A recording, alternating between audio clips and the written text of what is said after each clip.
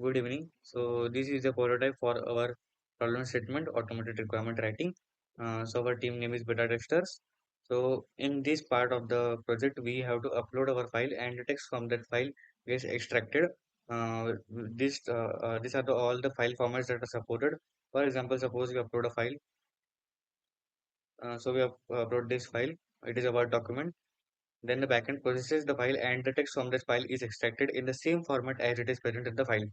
Then we have the option either to provide either this text or use the NLP to shorten this text and extract only the important things from the text so that we get more optimized results. So we have the option either to use this or either to use this. So we use the shorten one. So then the problem statement comes here. Then we click on analyze requirements. So the this problem statement goes to Gen A in the backend, and the Gen A extracts performs the 7 8 step analysis of this project of this problem statement. So in the first step, it extracts the explicit requirement. Means it extracts that features that are present in the problem statements. And the second step, it performs a gap analysis. Gap analysis means the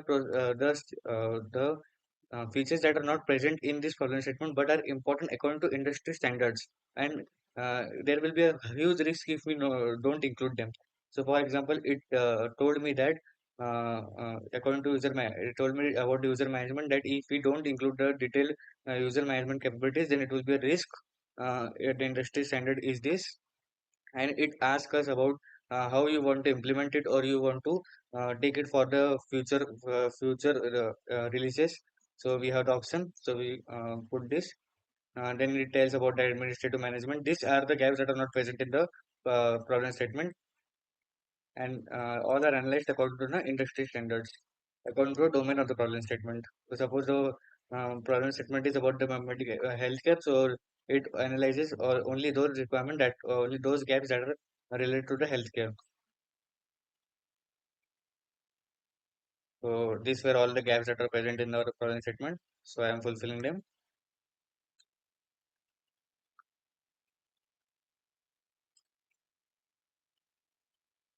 Yes. So all gaps are fulfilled, and now it asks about clarifying question. Clarifying question leads to that questions that are means these features about these features. This means these features are told to be implemented, but how to implement them, what database needs to be implemented, what security features should be implemented.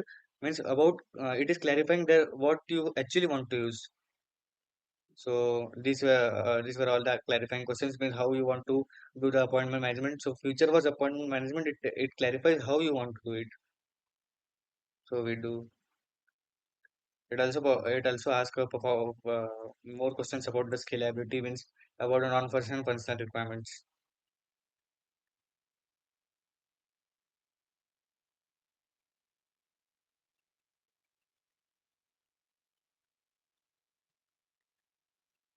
About the security, how what security measures you want to implement. About the performance and scalability.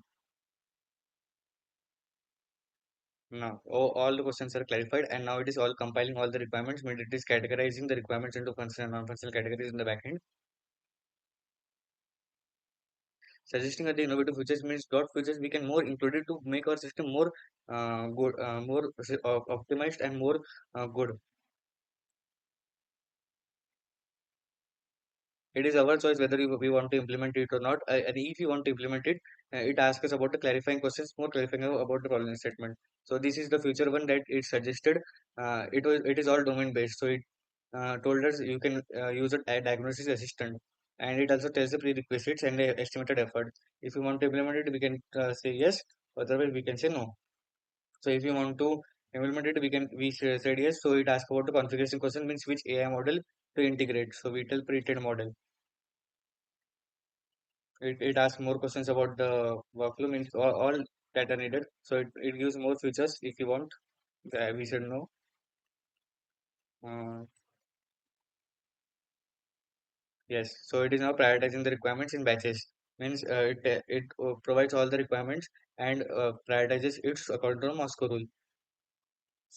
So it prioritizes all the requirements according to the Moscow rule, means which requirements are the must have, which requirements we should implement, and which requirements can could have, and which should won't have.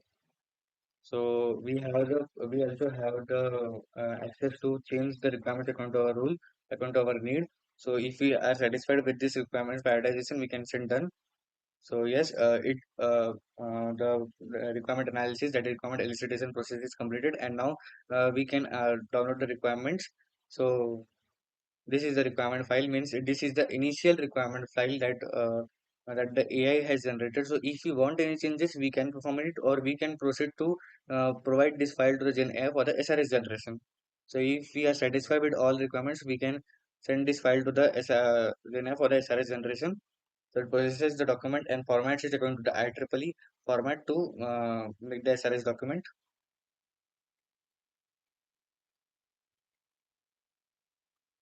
Yes. So the SRS document can be downloaded in various formats. Suppose we have a document downloaded in Word and it gets downloaded in the Word format. And this is the document that we had just downloaded, provided by the JNA.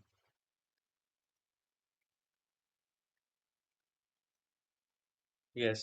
So we can also download it in PDF format, and also we can use Jira for making the user stories from this SRS document. So suppose we click on the process in Jira. Then in backend, it creates the user stories about the problem statement and the features we have provided to it. So we can download the user stories in the Excel format. So these are the user stories that are downloaded and provided by the Jira. And we can see the functional requirements and non-functional requirements. Everything is security requirements. All these user stories are created by the Jira platform. So thank you.